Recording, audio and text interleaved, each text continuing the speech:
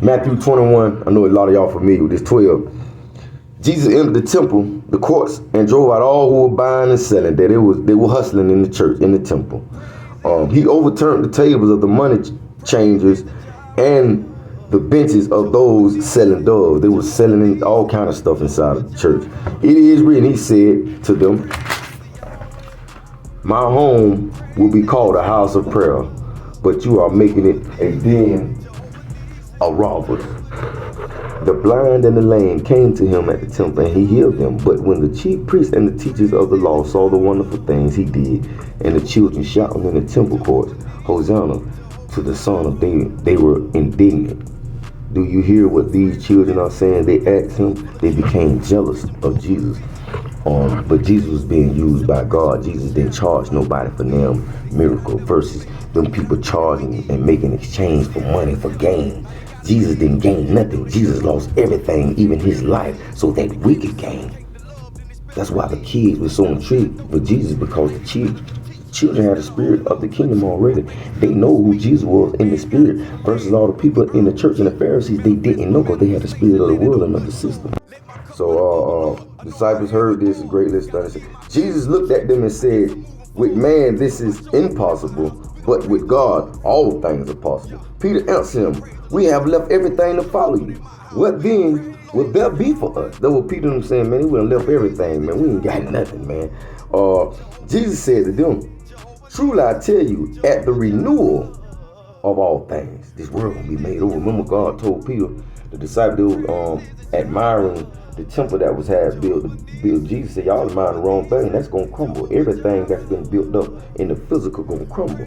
He said, truly I tell you, at the renewal of all things, when the Son of Man sits on his glorious throne, you who have followed me will also sit on 12 thrones, judging the 12 tribes of Israel. The renewal. Something after this. A lot of people say we're living in the last days, but this ain't it. We ain't go through all this pain and this hurt. We're not being tested. Why would good and evil exist? That's why you got heaven and hell. That's why you got the earth and something outside of the earth. Oh, it's something after this. God, yeah, there is a God.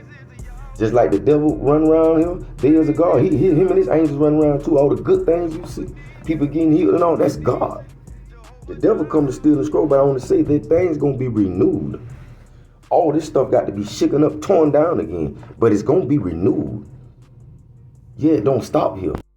They tried to the little boy, the disciples, they tried to pray the demon out of him or whatever. They couldn't do it. So they came to Jesus, and Jesus was able to do it. And Jesus said, Jesus rebuked and delivering the boy from being possessed. Jesus rebuked the demon, and it came out of the boy, and he was healed at that moment. Then the disciples came to Jesus in private and asked, why couldn't we drive it out? Jesus replied, because you have little faith. It takes faith. Truly I tell you, if you have faith as small as a mustard seed, you can say to this mountain, move from here to there, and it will move from here to there. Nothing will be impossible for you through faith. How we do things that people make seem impossible to people. Everything that Jesus did was impossible to those people, because Jesus had a different level of faith. Jesus was on a different time. He told his disciples, he said, just the faith of a mustard seed. So they thought they had faith, but they didn't have faith.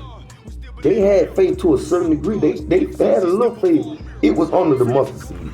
They may have had a speckle of faith or something, but it was they needed a little more. But Jesus had the faith. So he's telling us, he said, through faith, nothing will be impossible for us. Through faith. Through faith. Substance of things hope for ever. Believing. Through 10:26, these are the words of Yahshua. He said, do not be afraid of them. For there is nothing concealed that will not be disclosed, or hidden that will not be made known. What I tell you in the dark, speak in the daylight. What is whispered in your ear, proclaim from the roofs. Do not be afraid of those who kill the body but cannot kill the soul. Rather be afraid of the one who can destroy both soul and the body. Jesus was talking to the disciples. He knew he was going. He was telling them, do not be afraid.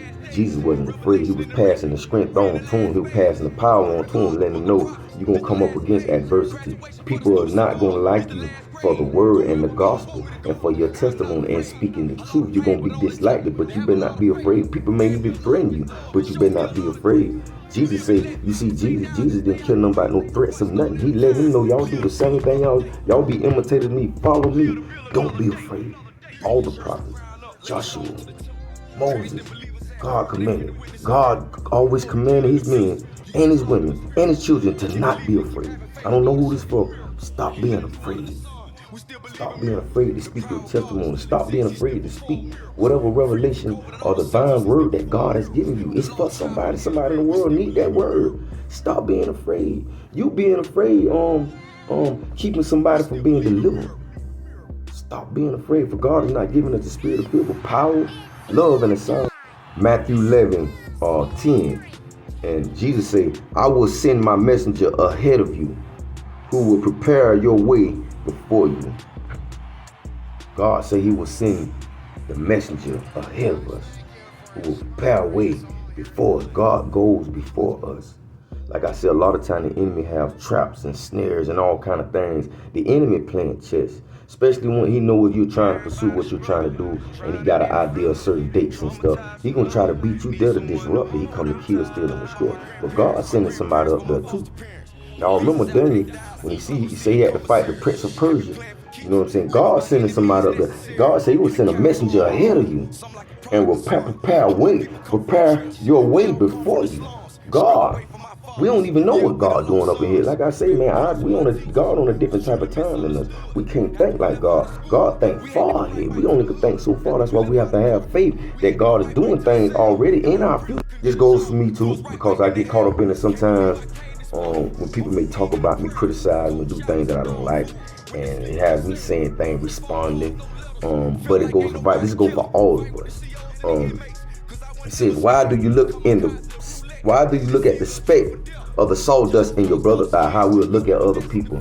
They just had a situation in Polk County, and they had the little Freaknik thing over there in Lakeland. Everybody was talking about everybody, looking at their clothes and all that. Everybody judging, everybody talking down on each other. He said, well, why do you look at the speck in your brother's eye and pay no attention to the plank in your own eye? Meaning, a lot of times you had big women, you had skinny women. You might have women that didn't look as good as other women. All of them are different.